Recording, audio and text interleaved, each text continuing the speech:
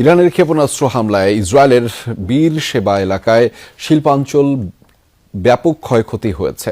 তাৎক্ষণিকভাবে এতে হতাহতের কোনো খবর পাওয়া না গেলেও ব্যাপক আশঙ্কা করা হচ্ছে বিপজ্জনক রাসায়নিক ছড়িয়ে পড়ার। একটি F-16 ফাইটার জেটে আঘাতের দাবিও করেছে IRGC। অন্যদিকে ইরান জুড়ে তাণ্ডব চালাচ্ছে যুক্তরাষ্ট্র ও ইসরায়েল।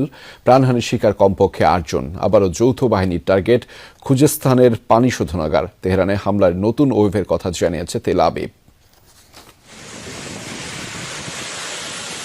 বিপজ্জনক রাসায়নিকের ঘন কালো ধোঁয়ায় ছেয়ে গেছে ইসরায়েলের আকাশ। দাউ দাউ করে জ্বলছে আগুন, বিষাক্ত হয়ে উঠেছে বাতাস।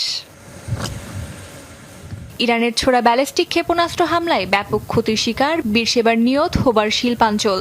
রাসায়নিক পদার্থ নিঃসরণের পর কর্মীদের নিরাপদ আশ্রয়ে সরে যাওয়ার নির্দেশ দিয়েছে তেল আবিব। গোটা এলাকায় জারি করা হয়েছে সতর্কবার্তা। বাসিন্দাদের থাকতে বলা হয়েছে ঘরে।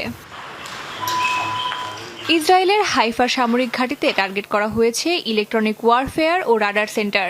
বেন গুরিয়ন বিমানবন্দরের জ্বালানি ডিপোতে আঘাত হেনেছে ইরানের মিসাইল। ক্ষেপণাস্ত্র ছুড়ে যুক্তরাষ্ট্রের একটি MQ-9 ড্রোন ভূপাতিত করার দাবি করেছে IRGC। আঘাত হেনেছে F-16 ফাইটার জেটেও। তেহরান বিশ্ববিদ্যালয়ে হামলার প্রতিশোধে পশ্চিম এশিয়ার অবস্থানরত যুক্তরাষ্ট্র ইসরায়েলের বিশ্ববিদ্যালয়গুলোতে হামলার হুমকি দিয়েছে IRGC। শিক্ষার্থী ও কর্মীদের সরে যেতে দেওয়া হয়েছে সতর্কবার্তা। বাহরাইন ও সংযুক্ত আরব আমিরাতে অ্যালুমিনিয়াম উৎপাদন স্থাপনায় হামলা চালিয়েছে IRGC। কুয়েত বিমানবন্দরে তেহরানের মিসাইলে ক্ষতিগ্রস্ত জ্বালানি ট্যাঙ্কার ও রাডার ব্যবস্থা। অন্যদিকে ইরানের ছোড়া ড্রোন ভূপাতিতের দাবি করেছে সৌদি আরব, কুয়েত ও সংযুক্ত আরব আমিরাত। তেহরানের দফায় দফায় বিস্ফোরণ। যুক্তরাষ্ট্র ও ইসরায়েলের অপারেশন এপিক ফিউরির টার্গেট ইরানের রাজধানীর সব প্রান্ত, যাকে হামলার নতুন ওয়েভ বলছে তেল আবিব। শহর জুড়ে যৌথ বাহিনীর ফাইটার জেটের তৎপরতা। ব্যালিস্টিক মিসাইল সহ অস্ত্র তৈরির কারখানা, আকাশ প্রতিরক্ষা ব্যবস্থা এবং বেশ কয়েকটি মোবাইল কমান্ড সেন্টার ধ্বংসের দাবি শত্রুপক্ষের। পারচিনে হামলার শিকার হয়েছে সামরিক স্থাপনা।